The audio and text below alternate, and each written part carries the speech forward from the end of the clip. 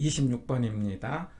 주택금융에 관한 설명으로 틀린 것. 주택금융은 자금 조성, 자가주택 공급 확대, 주거 안정 등의 기능이 있다. 그러면 맞는 질문이죠. 2번 소비금융은 주택을 구입하는 사람이 주택을 담보로 제공하고 자금을 제공받는 형태다. 맞습니다.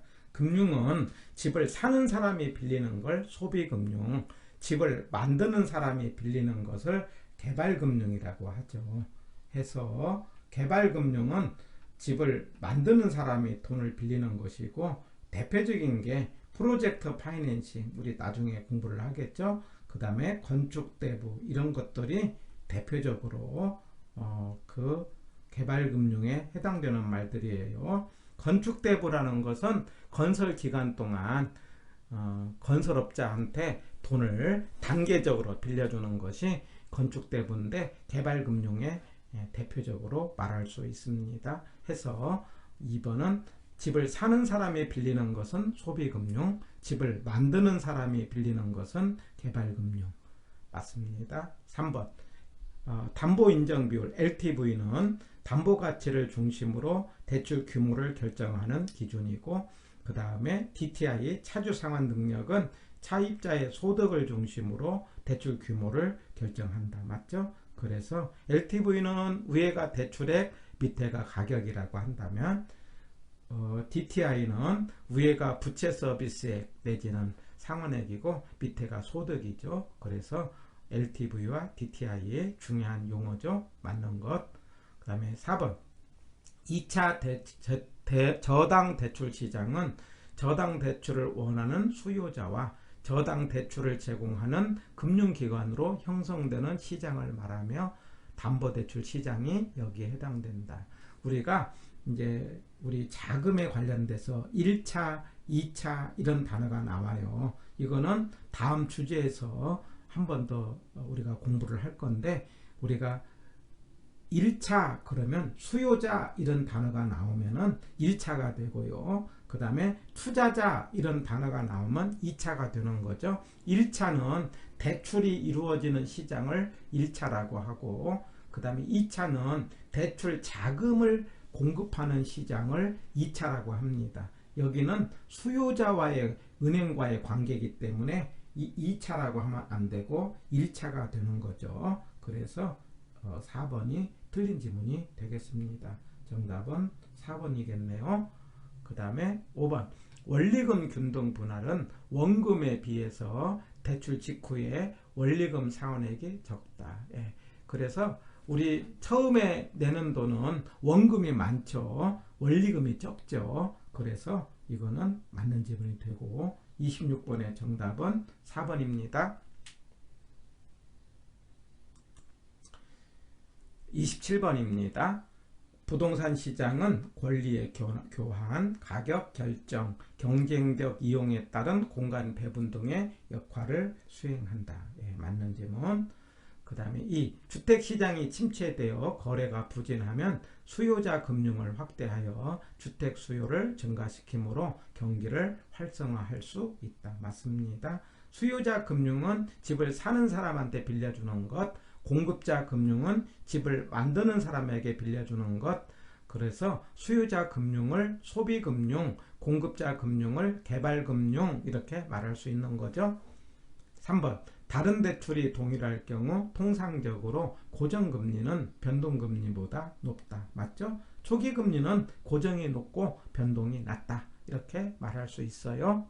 그 다음에 4번 주택 저당 대출의 기준인 LTV 담보인정비율이에요. DTI 차주상환 능력이죠. 이런 걸 변경하면 수요가 변할 수 있다. 맞죠? 그래서 이런 비율들을 LTV라든가 DTI 비율을 높이면 부동산 수요가 증가, 이런 걸 낮추면 부동산 수요가 이제 줄어든다. 이렇게 할 수 있죠. 그러면 5번 금융시장은 자금을 이제 제공하는 시장에서 수취한 예금 등으로 주택담보대출을 제공했다. 그러니까 대출을 했다 이 말이에요. 그럴 때는 자금 공급이라고 하지 말고, 이 공급이 아니라 공급 대신에 대출을 하죠. 자금 대출 시장 이렇게 해야 됩니다. 이 공급이 틀렸어요. 예.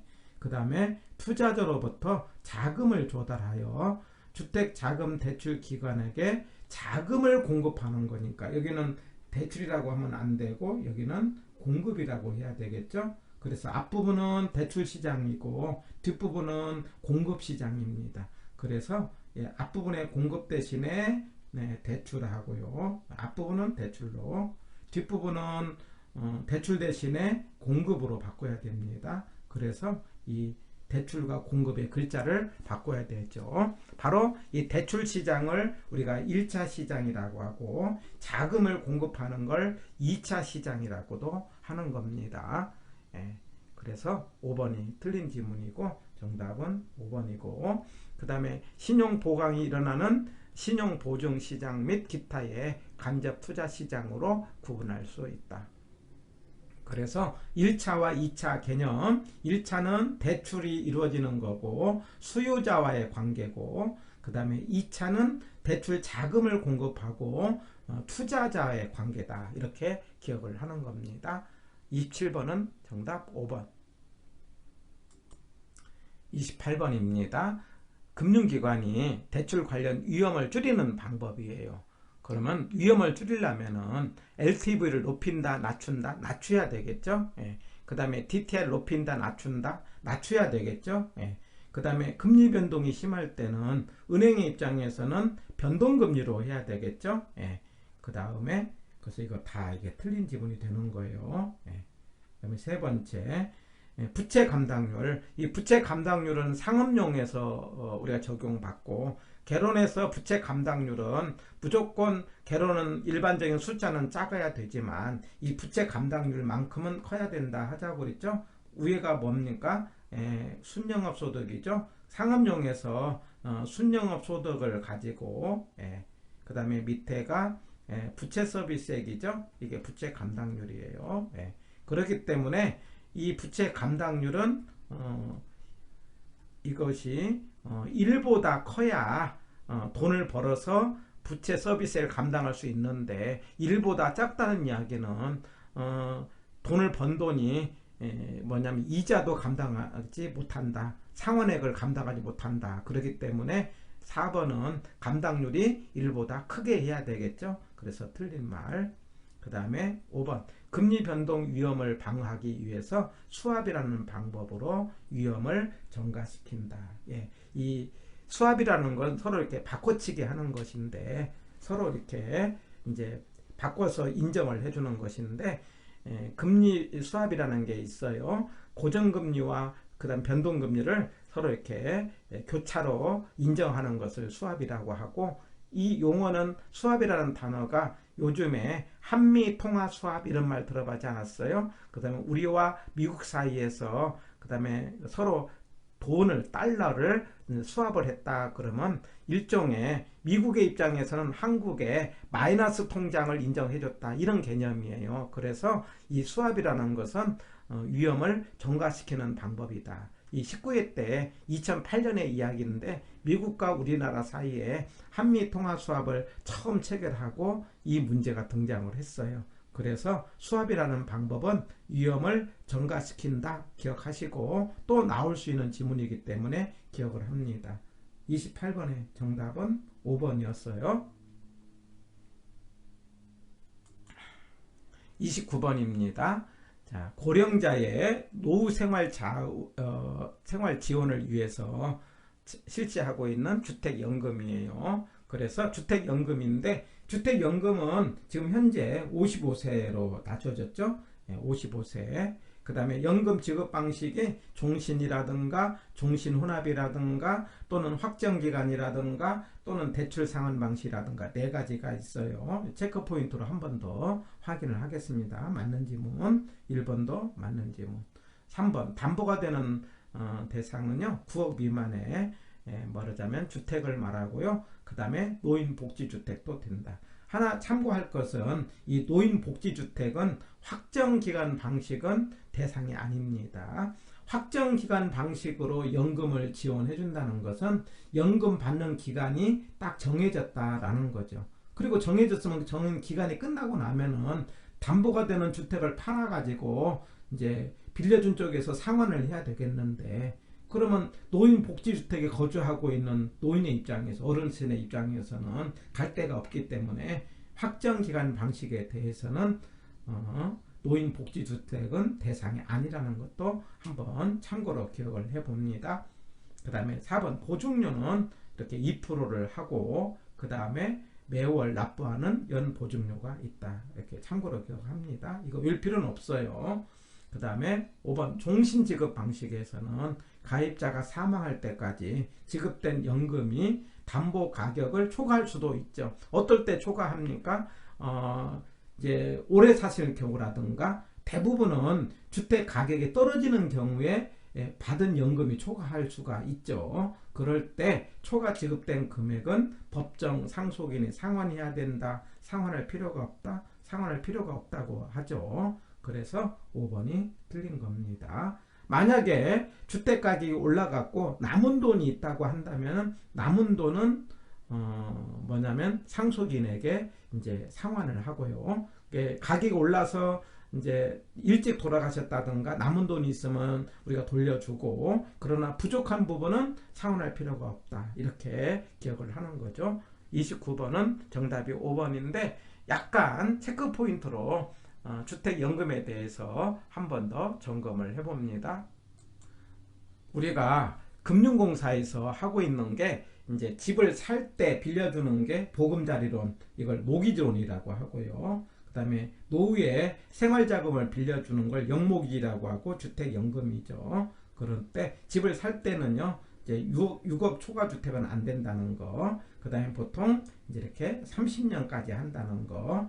그 다음에 대출을 받아가지고 계속 원리금 균등 상환이 일반이기 때문에 계속 갚아가니까 대출 잔금은 가면 갈수록 감소한다는 거. 이런 말들을 한번 체크를 해보는데, 이제 영모기지를 좀 더 본다면은 지금 현재 낮아져서 55세까지고요. 9억 이하고요. 그 다음에 다주택자라도 합산 가격이 9억 이하면 가능할 수 있고요. 만약에 1주택자가 원칙인데 2주택자는 3년 이내에 팔아야 된다는 것. 그 다음에 만약에 복합용도 주택도 주거 면적이 2분의 1 이상이면 가입할 수 있다는 것. 아까 지급 방식은 4개가 있어요. 종신, 확정기간, 대출상환, 우대 방식이 있는데, 이 4개 방식 가운데서 아까 확정기간 방식은 노인복지주택은 대상이 아니라는 것도 체크를 해봅니다. 30번입니다. 주택도시기금이에요. 그래서 주택도시기금 한번 참고로 보는데, 이거는 기본적으로 체크 포인트에서 한 번 더 점검을 해 보겠습니다만은 서민들을 위해서 하는 거예요. 그래서 국민주택이라든가 준주택이라든가 준주택 건설 구입인데, 여기서 4번이 틀렸어요. 말하자면 국민주택 규모 이상의 주택에 대해서는 대출이 안 된다는 거. 그래서 4번이 틀린 거고요. 어떻든 서민들을 위한 거기 때문에 국민주택 규모 이상의 주택에 리모델링 융자는 안 된다는 거. 이거 한번 체크 포인트로 점검을 해봅니다. 국민주택 기금은 말하자면 주택 건설 자금을 공급을 통해서 건설 촉진이라든가 무주택 서민들을 위해서 주택 자금을 지원할 목적으로 주거 안정을 도모하게 한 기금을 국민주택 기금이다, 이렇게 기억하시고요. 그 다음에 기금은 이제 국민주택의 건설 지원, 그 다음에 전세 자금 지원, 국민주택 건설을 위한 대지 조성, 환경 조성. 그러니까 국민주택 안에서만 허용된다는 거. 주체는 국장이고요. 그 다음에 이제 각 이제 은행에서 수탁해서 하고 있다, 이렇게 기억합니다. 31번입니다. 자, 1번 국민주택기금은 주거의 안정과 향상을 도모하기 위해서 주택 건설이나 국민주택 건설을 위한 대지 조성 사업에 소요되는 자금을 지원하는 데 사용된다, 이렇게 참고로 기억을 해봅니다. 2번 한국주택금융공사는 저당 채권의 평가, 실사 업무를 수행하고, 그 다음에 주택 저당 채권을 매입하여 일정 기간 보유하고 장기주택 금융 활성화를 위하여 금융기관에 주택자금 대출을 지원한다. 이렇게요. 예, 이런 거 외우는 게 아니고 이렇게 이제 참고로 기억을 합니다. 그 다음에 3번 대한주택보증은 각종 보증을 통하여 계약자의 안전한 입주와 주택 건설 사업의 원활한 사업 수행을 지원한다. 맞는 거. 국민주택 규모 이상의 구입자 또는 임차자에 대해서 국민주택 기금 대출이 가능하다. 아까 국민주택 기금은요, 국민주택 규모를 초과한다. 이거 안 된다고 그랬죠? 그래서 4번이 틀린 겁니다. 서민들을 위한 거기 때문에 그렇습니다. 4번 공공주택금융은 일반적으로 민간금융에 비해서 금리가 낮고 대출 기간도 장기다. 이렇게 말할 수 있죠. 그래서 30번, 31번 같은 문제는 이제 국민주택 기금에 관련된 참고 문제로 체크를 하시고요. 여기까지 우리가 대출을 받아서 어떤 식으로 상환할 것이냐, 상환 방법에 관련된 문제를 점검을 해봤습니다.